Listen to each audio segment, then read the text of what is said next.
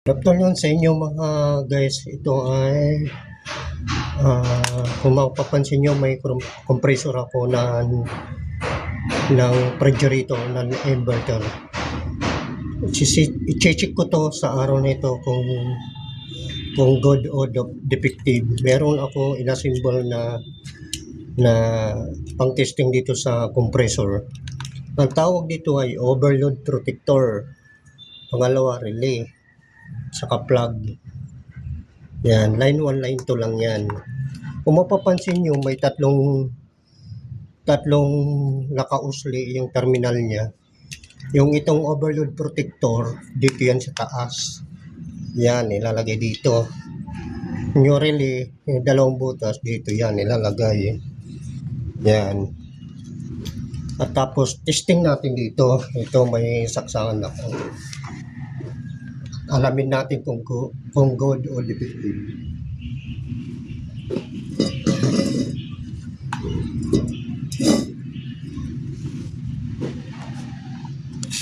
Yan. Napansin nyo to, maandar to, sinaksak ko po yan. Yan, nakasaksak po yan. Yan. Ngayon po, ito natin. Yan. Testing po natin yan. Yan.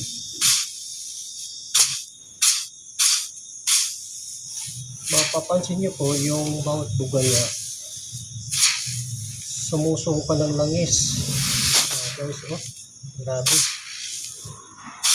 Yan. Sumusong pa siya mga guys. Wala na ito guys. Sara na po itong compressor na ito. Kasi po kapag binalik ulit natin dun sa refrigerator, yung condenser at saka capillary evaporator magbabara yan mga guys, no? Dahil nagpapan oil na yung langis nyo. Defective na po ito mga guys. Hindi na po ito pwede ibalik doon.